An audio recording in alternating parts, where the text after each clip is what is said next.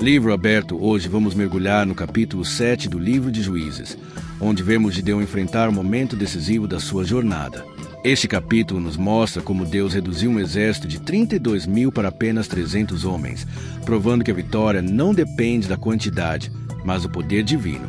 Aqui descobrimos que Deus escolhe poucos para confundir muitos, e que Ele se glorifica quando confiamos completamente em Ele, mesmo diante do impossível. Se essa palavra já tocou seu coração só pelo tema, inscreva-se no canal, curta este vídeo, compartilhe com alguém que precisa ouvir essa verdade e marque nos comentários quem merece ler Juízes 7 hoje. Agora respire, porque o que Deus fez com os 300 de Gideão pode ser o que Ele está prestes a fazer com você. Juízes 7, versículo de Juízes 7 do livro de Juízes da Bíblia. Gédeon vence os midianitas. De madrugada, Jerubaal, isto é, Gideão, e todo o seu exército acampou junto à fonte de Arode.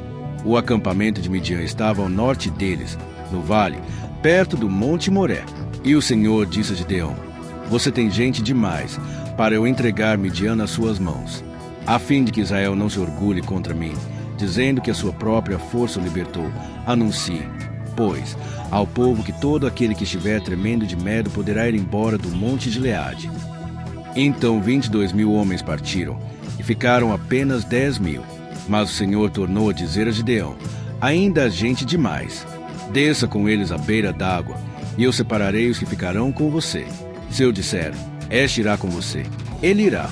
Mas, se eu disser, este não irá com você, ele não irá.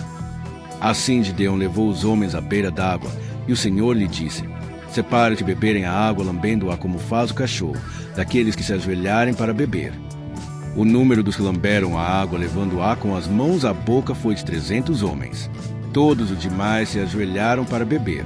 O Senhor disse a Gideão: Com os 300 homens que lamberam a água, livrarei vocês e entregarei os midianitas nas suas mãos. Mande para casa todos os outros homens. O acampamento de Midian ficava abaixo deles, no vale.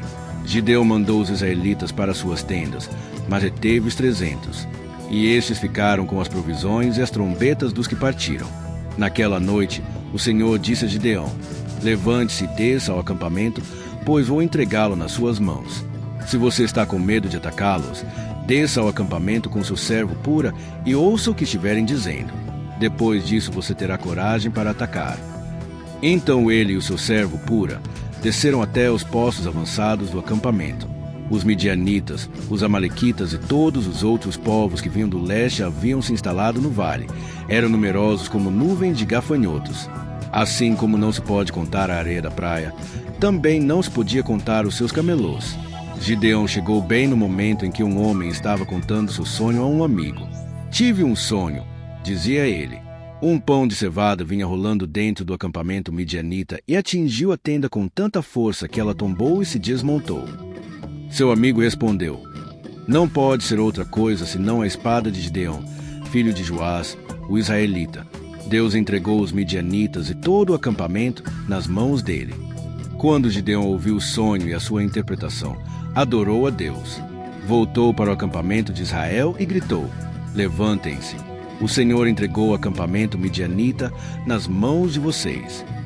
Dividiu os 300 homens em 3 companhias e pôs nas mãos de todos eles trombetas e jaus vazios, com tochas dentro. E ele lhes disse: Observem-me, façam o que eu fizer. Quando eu chegar à extremidade do acampamento, façam o que eu fizer. Quando eu e todos os que estiverem comigo tocarmos as nossas trombetas ao redor do acampamento, toquem as suas e gritem: Pelo Senhor e por Gideão. Gideão e os 100 homens que o acompanhavam chegaram aos postos avançados do acampamento pouco depois da meia-noite, assim que foram trocadas as sentinelas. Então tocaram as suas trombetas e quebraram os jarros que tinham nas mãos. As 3 companhias tocaram as trombetas e despedaçaram os jarros. Empunhando as tochas com a mão esquerda e as trombetas com a direita, gritaram: A espada, pelo Senhor e por Gideão. Cada homem mantinha a sua posição em torno do acampamento, e todos os midianitas fugiam correndo e gritando.